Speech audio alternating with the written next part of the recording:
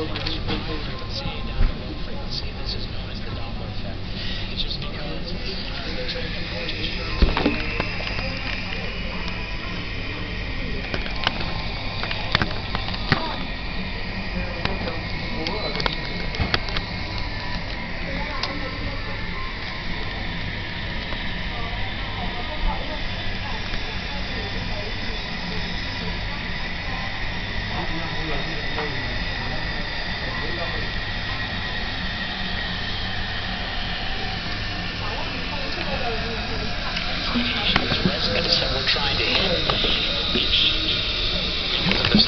So we need to make sure that's really well controlled. That means we don't want our atoms moving around. So how do we do that? Well, the first thing we do is we laser cool them. Cooling the atoms means we move them from moving around. We change them from moving around a lot to very little. So that helps out a lot. That reduces the Doppler effect quite a bit because they're not moving as much. But that's not enough still. Even at a millionth of a degree above absolute zero, the Doppler effect on these atoms is huge compared to what atomic clocks are used to seeing. And so we need to do something more, and that's where this optical lattice comes into play. It basically traps them. What I've tried to draw here is like a bowl, if you will. Think of the atom as a little marble, and it's stuck inside this bowl. And this is just one little region of bright intensity of that laser beam that's stuck in there. But because the atom is a quantum particle, its motion in this little bowl is actually quantized. It can't move around any way it wants to. It can only move in energy states corresponding to these red lines. Anyways, the important thing is that on average, this atom isn't moving around. It might be wiggling around in there, but it's not on a long time scale. It's not going anywhere. So that means the Doppler shift is basically controlled. And so together, we can eliminate this effect. And so that's really useful for the clock. But there's a very big caveat with that. We absolutely need that optical lattice to hold on to the atoms so that the Doppler effect doesn't kill our measurement. But the problem is that optical lattice, the way it holds on to the atoms is basically the electric field interacts with the electrons and it distorts the cloud of the electron around the atom. And as it distorts it, it actually changes the energy of the bound states of the electron to the nucleus. And this is bad for us because that's effectively what we're trying to measure. We're trying to measure the energy difference corresponding to Planck's constant times the frequency of light that excites the electron between those states. And imagine that the unperturbed, what nature gives us are these black lines, and we put on this bright laser field, and these dash lines, it changes. And now when we try to measure the frequency, it's not the actual frequency that the electron would normally experience. It's being changed by this laser field, this very intense laser field. What's worse is that the amount that this changes will change depending upon how strong of a laser field we're using. If we use a really intense laser, it's a really big effect. So this is a problem for us. And so the solution is by operating the lattice at a optical wavelength which is known as the magic wavelength. So we like to use magical techniques even in this kind of research. And the idea is simple. What if there's a way that optical lattice, when it distorts that electron cloud, it distorts it the same for an electron in the ground state and then one in the excited state. Exactly the same. All we're really measuring is the energy or frequency between those states. So if they move by the same amount, it's as if they didn't move at all for our comparative measurement, measuring the difference between those. So this is the operation of the so-called magic wavelength, and it works pretty well. Okay, putting that all together, we can identify some atoms that are actually able to realize all of those characteristics we just talked about. It turns out that they're mostly atoms that have two valence electrons. They're in this group 2 column, this 2A, 2B, and then there's our little friend ytterbium that we actually use, which, like these other guys, has two valence electrons. And it just turns out that because it has two valence electrons, it has some special properties which means that we can do all the stuff we just talked about. In particular, they're kind of asterisk, strontium, mercury, and ytterbium are kind of the most popular choices right now for this type of clock. Okay, so putting it together, we have high energy electronic state. We can check that box. We've got that. Long-lived excited state, which means it has a very narrow band resonance. We've got that.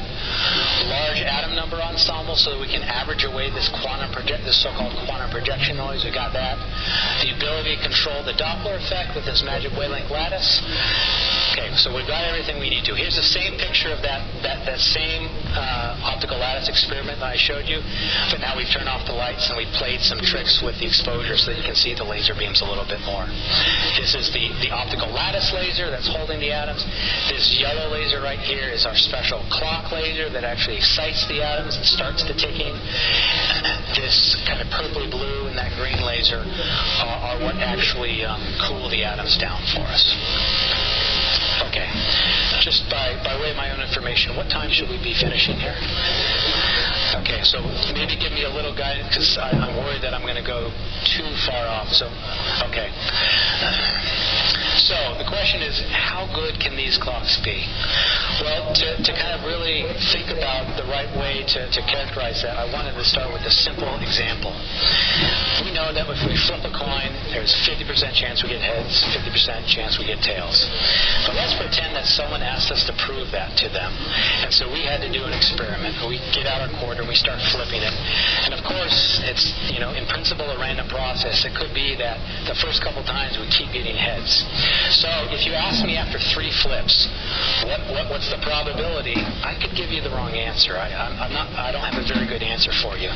But if you let me flip it 10 times, 100 times, 1,000 times, I'm going to start giving you a really good answer. And we could kind of plot that here as my statistical uncertainty with how well I can tell you the average really improves the number of times I toss that coin. This is just kind of straightforward statistics, averaging away of a random process. Well, for a clock, what really matters for making a good measurement of time is the fundamental limit to how good we can measure time is, that pendulum that's swinging back and forth, how stable is the oscillation frequency of that? Does it always oscillate at exactly the same rate, or sometimes does it slow down or speed up based upon, the temperature or the humidity, or if someone bumps into it? If it changes for any reason, then that means we're not going to be able to measure time very well because our time base is changing. So for a clock, you can characterize what typically we call as the clock instability. How unstable is the clock as a function of measurement time?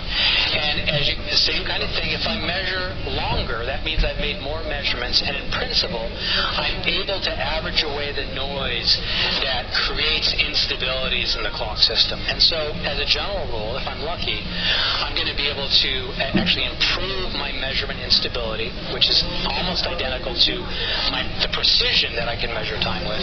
I'm going to improve that over time. And there's a formal name for this type. It's a 2-sample statistical tool called the Allen deviation.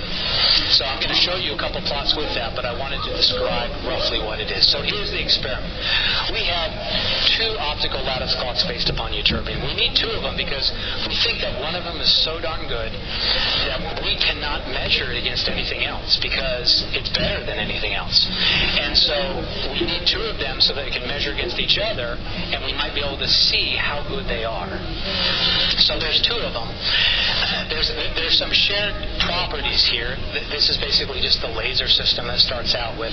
But ultimately, the laser light, which starts here, it goes to one optical lattice clock system and then to another optical lattice clock system. And there's some various transducers that we use to tune the laser light to the right frequency and so forth. That's not terribly important. We make measurements then comparing these 2 systems, and this is what we see. This is, again, is the measurement of how unstable the clock is as a function of our measurement time. And we are fortunate it has a noise process that does average down. If we wait longer, it gets better. And eventually, if we wait long enough, in this case for about 25,000 seconds, I think that's like 7 hours, we we can actually get a stability corresponding to a precision of 1 part in 10 to the 18th. So that corresponds to the measurement of 1 second over the age of the universe, 14 billion years. This is now an exciting number for us. This is what, when we're thinking about the gravitational redshift, this is 1 centimeter of elevation change, what this clock can do. Under this data, which are these red dots, is a blue line, and this is our best estimate of what we think the clock should be operating at, based upon first this so-called quantum projection noise, this quantum noise that we have to average through, and another important effect called aliasing that I'll describe in just a minute. And so actually the performance of the clock mirrors pretty well what we think it should be. I'll mention this is a logarithmic scale on both axes. So we start out at short times measuring a part 10 to 16, but eventually at longer times we get about 2 orders of magnitude gain down to a part 10 to 18. Okay, so we get excited about that level of performance because it really opens the door for these new potential measurement applications. To just give some perspective, here's some of these other fancy atomic clocks that I've been describing. This hydrogen maser that actually is commercially available but costs a good fraction of $1 million. That's its instability, the black line. The so-called cesium fountain, which is basically the most sophisticated cesium clock. And remember, cesium is the definition of the SI unit of the second and the hertz. So cesium clocks are very good. And this is the best of those. That could be as good as this red line. Then when you start moving to these so-called optical clocks that are operating at much higher frequencies, there's one type of optical clock using a single trapped ion, that's this green line. And finally, here's this new type of clock, the ytterbium lattice clock that's coming in. So again, logarithmic scaling. So, there's basically an order of magnitude improvement with each one. And because the way it averages down, if you wanted to get to the same performance that blue dot is there with that green line, it would take square the number of times. So in other words, there's 1 order of magnitude difference, but it would take 2 orders of magnitude to average down to get there. So kind of substantial improvement. But even then, we're not at the limit of these systems. We can do better. There was this aliasing noise I was talking about. So this is a technical noise that we had to work through in the last couple of years. Probably the most obvious example of aliasing, I think, is when we look at a car commercial and we see the car driving by, and every once in a while it seems like those wheels are turning backwards, right? And that's simply because the speed, the revolutions of those wheels is slightly slower than the frame rate of the camera taking the pictures. And so kind of like as if we were blinking our eyes real quick, we would be looking at it each time where it seems like it's going backwards, and it's only because we're just looking stroboscopically at what's going on. So this is aliasing, the idea that there's some process happening at a higher frequency that because we sample at a particular frequency, it appears to happen at a much lower frequency. In this case, it could even have a negative sign, going as if the wheels are going backwards. Same kind of thing happens in atomic clocks, it turns out. So I take my laser and I shine it on the atoms. Unfortunately, I'm not shining it on the atoms all the time. I've got to spend time in this clock laser cooling the atoms. I've got to spend time measuring when I ask the atoms, did you get excited or not? That all takes time, which means I can only spend part of the time shining this clock laser on them to try to measure the ticking rate of the atoms. It's kind of like this. If I describe our experimental cycle, we spend some time actually making a measurement of the atomic ticking. I'll call that probing the clock. But then we spend other time doing readout or preparation. So anyways, we are only making meaningful measurements every once in a while. And so that means part of the time we're not making meaningful measurements. And this is kind of like a digital sampling of what is the laser frequency. And unfortunately, this laser has some noise at all kinds of frequencies, and we can downsample that noise and detect it at a frequency that it doesn't actually exist at. So this is an aliasing problem. It's actually called the Dick effect, named after a physicist at the Jet Propulsion Lab of NASA, John Dick, who first illuminated this phenomenon for atomic clocks. Well, there's a couple solutions for this. And this isn't such a big deal, and for time I'll maybe glaze over this a little bit. The idea is if my laser that excites the atoms doesn't have a lot of noise on it, then I don't care if it aliases or not, because there's not noise to really get alias down into my measurement. So it's not a problem. So there are ways of making a very quiet laser, and by that I mean that it has a very stable output frequency. And it's called cavity stabilization. It's almost a whole field unto itself, where we take a laser and then we shine it on a so-called optical cavity. It's just two mirrors. It turns out that the laser light will only go inside those two mirrors if the wavelength of light it actually meets a resonant condition, that the distance between those two mirrors is an integer multiple of the half wavelength. And so you can basically lock the wavelength of this laser to the spacing between those mirrors. And by so doing, you can make the laser wavelength and thus its frequency much more stable than it would be otherwise. So this is a picture of such an optical cavity, or at least a graphical representation. There's a mirror there, and there's a mirror on the backside, and there's some low expansion glass. And believe it or not, it's possible using these techniques to keep the average length between these mirrors more stable than the radius of the nucleus of the atom. It's a modern marvel of physics and engineering, but it can be done, and it can mean that you can make this laser, have a line width which is like less than a hertz and be very frequency stable. So we've done things like that to try to make our lasers better. Or we've also done this more recent trick where we actually have two of these atomic systems, and we operate them so that at any given time, the laser is always exciting the atoms. There's never a time when it's not. And in this way, we can effectively eliminate this aliasing process because we're not sampling with this dead time that separates the measurements. So this is another tool that we've used. And by combining some of those techniques, we've been able to make some improvements. And this is actually data that we only took a week and a half ago, so this is not even published yet. Where we've been able to make that same kind of measurement. In this case, it's about 1.5 × 10⁻18. Before it took us 7 hours. Now we can do it in about 5,000 seconds, which, what's that? That's like, so 10 minutes, 50 an hour or so. Yeah, thank you. In an hour, yeah. So we're doing pretty good there now. This is starting to get interesting for us because now this is the name of the game: is can we make these useful measurements, these really exciting measurements, on a useful time scale? Okay, so it just keeps getting better, and I'll say even now we're not at the limit. These systems are capable of more. So as I kind of go towards the end here, there's an important aspect that I haven't talked about. I've mostly been talking about right now how stable are these clocks, which determines how precisely we can measure time. But there's a whole other concept here, which is the accuracy. And what I mean by that is, let's pretend that in this pendulum clock, that pendulum is swinging back and forth, and it never changes its oscillation frequency. It's always the same. We think it's oscillating once a second, but it's actually oscillating once every 0.9 seconds. So it's not changing. It's incredibly stable. We could make, in principle, very precise measurements with it, but we'd be wrong because we think we know the timepiece, but we don't know the timepiece. And this is accuracy for a timepiece. In our case, for the atom, what we mostly worry about is when we're trying to measure the ticking rate of the atom, we're wondering, is this the ticking rate that Mother Nature gave it? Is this really what the universe has provided for us? In other words, we want our atoms to be 100% natural. We don't want anything else going on.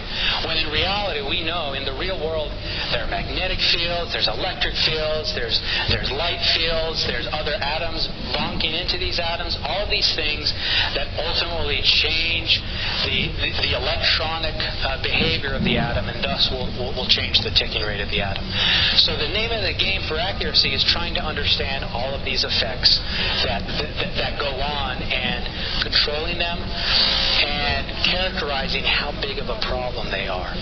So what we do is stuff like this. We make a so-called uncertainty budget where we make a list of everything that we can think of that would mess up the ticking rate of this atom. And then we try to either devise a model based on first principles to compute how large of an effect this is, or more preferably, try to devise an experiment in order order to measure this influence and characterize how well are we able to measure the true natural oscillation frequency of this atom. And so this is each effect and how well we can do it. And this is actually our uncertainty budget that we work on these every couple of years and try to improve them. And I have a question mark here as our total uncertainty because we're not quite done. There's a couple of effects that we're working on right now in the lab. And we're pretty close to being done. And the hope is that the total uncertainty at this point will be about 110⁻18, which again corresponds to this kind of 1 second over the lifetime of the universe. Just as an example of things that we worry about, the black body environment. So this is a picture of a train engine imaged at 10 microns where you can see the heat coming from the engine. In our laboratory,